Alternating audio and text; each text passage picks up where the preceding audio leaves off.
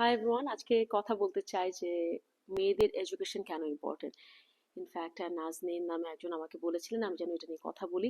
আমার মনে হয় আপনারা জানেন, বাট তারপর একটু আলাদাভাবে বলতে চাই যে মেয়েদের এডুকেশন কেন ইম্পর্টেন্ট। সব দিক দিয়ে ইম্পর্টেন্ট, একটা সোসাইটিতে কন্ট্রিবিউশন রাখার জন্য ইম্পর্টেন্ট, একটা সোসাইটি যেন ভালোভাবে বেড়ে ওঠে সেই কারণেও ইম্পর্টেন্ট। নেপোলিয়ন ঠিক যথার্থ বলেছিলেন যে একটা ভালো শিক্ষিত মা দাও, আমি তোমাদের একটা শিক্ষিত জাতি দেবো।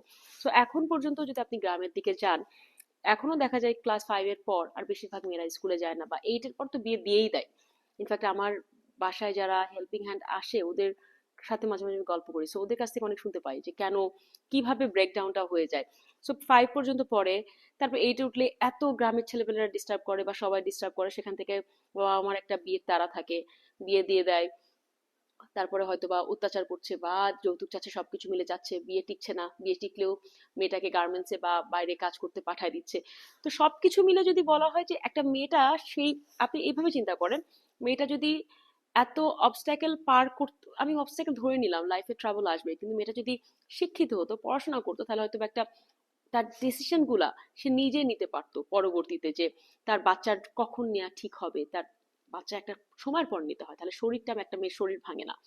তারপরে সেই যে কাজটি করছে সে সংসারে কন্ট্রিবিউশন, একটা এখন এত সবকিছুর দাম বেশি, একজন রেখেও কিন্তু, মানে শুধু এখানে না, পৃথিবীর সব জায়গায় শুধু একজনের ইনকাম কিন্তু একেবারেই সাফিসিয়েন্ট না, তারপরে বাবা মা বয়স্ক হয়ে গেলে তাদেরকেও দেখা লাগে।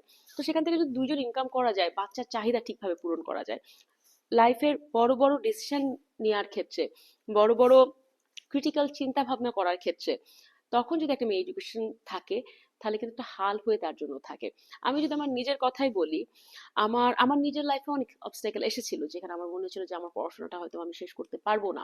কিন্তু আমি যেটাই করি না কেন, আমি সব সময় আমার পড়াশোনাটার উপর প্রাধান্য দিয়েছি, যে না, আমি যাই করব। ইনফ্যাক্ট দেখেন, আমি যখন আমার মডেলিং এর খুব ক্যারিয়ার তুঙ্গে, আমি তখন অভিনয়ও করছিলাম, উপস্থাপনাও করছিলাম। তারপরেও ইনফ্যাক্ট পার মান্থ দেখা যেত কি, আমার বয়সে একটা মেয়ে যখন এত টাকা ইনকাম করে, তখন দেখা যায় কি বেশিরভাগ মানুষই পড়ালেখাটা ছেড়ে দেয় মিডিয়াতে। এই কারণে দেখুন কি, মিডিয়াতে আসার পর খুব কম মেয়েরা বা অধিকাংশ মেয়েরাই পড়ালেখাটা কন্টিনিউ করে না, বিকজ ওই বয়সে দেখা যায় কি সে তার বাবা মার থেকে বেশি টাকা ইনকাম করছে। বাট এটা কিন্তু একটা লিমিটেড, একটা সার্টেন পিরিয়ড অফ টাইমের জন্য। আজকে শুধুমাত্র আমি মিডিয়ার মেয়েদের জন্য বলতে চাই না, আমি আজকে সবার জন্য বলতে চাই। এই কারণে বলতে চাচ্ছি যে আহ, পড়াশোনার কোনো বিকল্প নাই, এবং এই পড়াশোনাটা শুধুমাত্র, এটাও আমাদের বুঝে রাখা উচিত, শুধুমাত্র যেন পুঁথিগত বিদ্যা বা বিশ্ববিদ্যালয়, স্কুল, কলেজ পর্যন্ত বিদ্যা না হয়, একটা যথার্থ মানুষ হিসাবে যেন বেড়ে উঠতে পারি, এটাও যেন আমাদের মাথায় থাকে।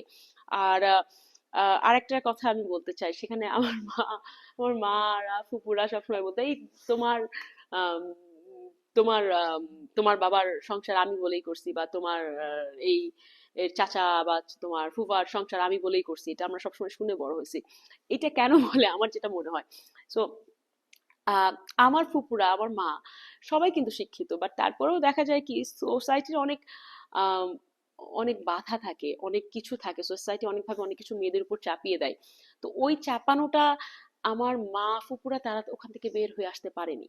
তো আমরা কিন্তু ওখান থেকে আস্তে আস্তে বের হয়ে আসছি, যে সোসাইটি সবকিছু চাপালেই কিন্তু আমরা শুনি না। এটা কেন শুনি না? আমার আগের জেনারেশনটা শিক্ষিত, আমরা শিক্ষিত। সো এই এই যে জেনারেশন বাই জেনারেশন শিক্ষা, এটাও কিন্তু ইম্পর্টেন্ট।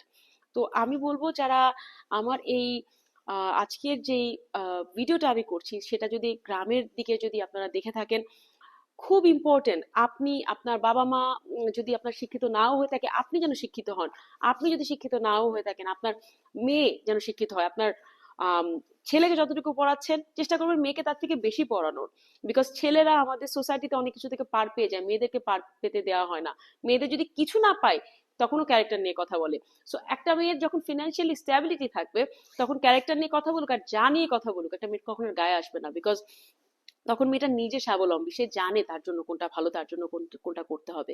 এবং আপনাদের সবাইকে রিকোয়েস্ট করব, আজকে ছেলেরা যদি আমার কোনো ভিডিও দেখে থাকেন এখানে, আম, অবশ্যই আপনাদের আপনাদের পার্টনারকে, আপনার যাকে ওয়াইফ বা আপনার বোনকে, অবশ্যই চেষ্টা করবেন সে যেন শিক্ষার সাথে সাথে সে যেন একটা ফিনান্সিয়ালি কোনো স্ট্যাবিলিটি যেন তার থাকে, সে যেন কোনো কাজ করে, যে কোনো কর্ম মানুষের মাথা সচল রাখে। মেয়েদের শিক্ষা যে ইম্পর্টেন্ট, এর থেকে বেশি গুরুত্বপূর্ণ আর কিছু হতে পারে না। সবাই অনেক অনেক ভালো থাকবেন।